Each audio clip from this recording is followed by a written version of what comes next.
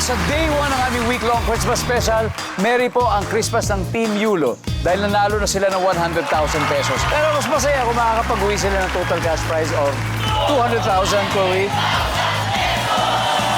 Bukod dyan, sigurado may 20,000 ang napili mong charity, Chloe. Ano bang napili mo? Napili po namin yung paws po. Paws. For the dogs, the cats, Very animals po. All right. Now it's time for Fast Money. Give me 20 seconds on the clock, please. On a scale of 1 to 10, 10 being the highest, gaano kaputi ang tuhod mo? 7. Name something na nakasulat sa bote ng rubbing alcohol. 99.9% germs. Ginagawa ng mga pulis para maprotektahan ng star witness. Oh my God, pass. Fill in the blank, malakas ang kiliti ko sa blank. Tagiliran. Name something na ibinubudbud. Seasoning. Let's go, Chloe.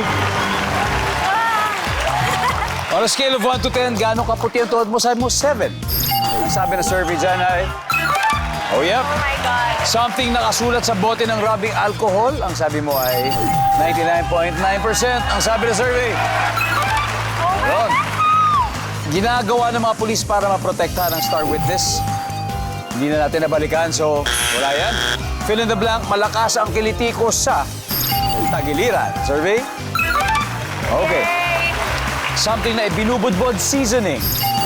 Survey? 4 points, 48. Okay lang, good start. Okay naman, Chloe. Balik ko na tayo. Let's welcome back Carlos Yulo.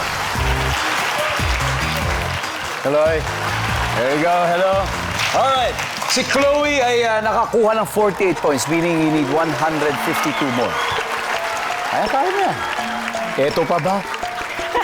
At this point, makikita na ng mga manonood ang sagot ni Chloe. Bigyan nyo kami ng 25 seconds. Gawin na namin to.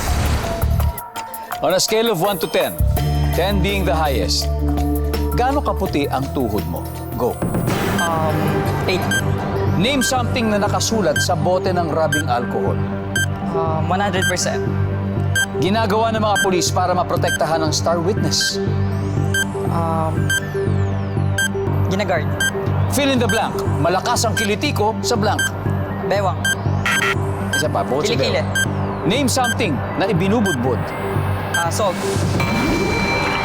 Let's go, Kaloy. We need 152 points. So on a scale of 1 to 10, gaano kaputi ang tuhod mo? Ang sabi mo ay 8. Ang sabi ng survey dyan? Yan. Ang top answer ay 5. 5. Something na nakasulat sa bote ng rubbing alcohol, sabi mo ay 100%. Ang sabi ng survey? Yan. Ang top answer, 70%, di ba? 70% ay isopropyl alcohol. Ginagawa ng mga pulis para maprotektahan ng star witness, sabi mo, ginagard. Ang sabi ng survey? Yan. Pinasusuot ng maskara, yun ang top answer. Fill in the blank, malakas ang kiliti ko sa kilikili. Ang sabi ng survey natin?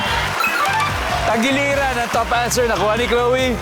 Something na ibinubudbod, sabi mo'y asin. That's the top answer, Kaloy. Pero sapat pa kaya yun para makuha natin ng 200? We'll see. Salt. Top answer. Pero hindi umabot pa rin, okay. Okay lang, 1-4-3. Congratulations. Dahil panaro pa rin ang Team Yulo, mag-uwi sila ng 100,000 pesos.